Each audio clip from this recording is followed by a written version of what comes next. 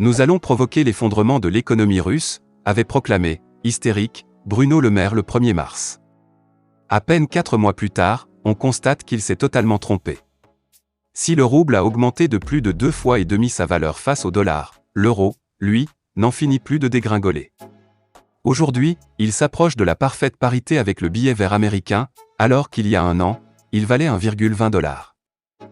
Pour ceux qui espèrent que cela va s'arrêter, autant le dire, avec les prix de l'énergie qui flambent, c'est mal barré. Une situation d'autant plus préoccupante pour l'Union européenne que l'inflation explose depuis l'an dernier aux États-Unis, pour atteindre les plus hauts niveaux depuis plus de 30 ans. Supérieure à celle de la zone euro, elle aurait donc dû logiquement impacter davantage nos concurrents d'outre-Atlantique.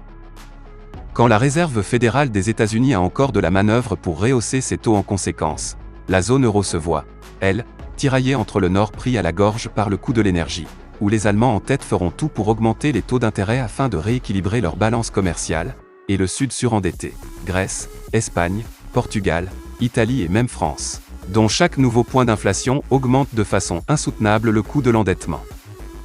Les Allemands, qu'une telle politique européenne commence à sérieusement échauffer, semblent bien déterminés à ne rien lâcher.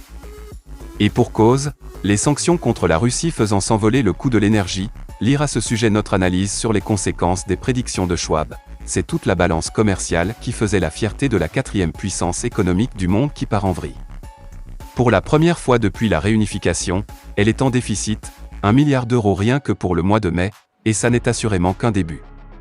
Lundi 4 juillet, Joachim Nagel, président de la Bundesbank, la banque centrale allemande, a mis en garde la Banque centrale européenne contre toute tentative visant à faire baisser les coûts d'emprunt des pays du sud de la zone euro.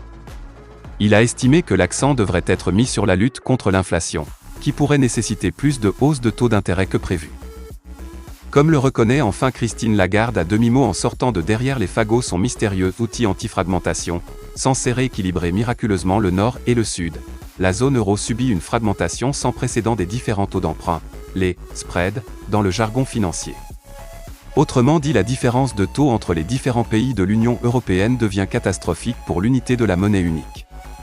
D'ailleurs, le ton alarmiste du discours qu'elle a tenu tranche avec la prudence adoptée depuis plus d'1 an, quand elle invitait à ne pas surréagir.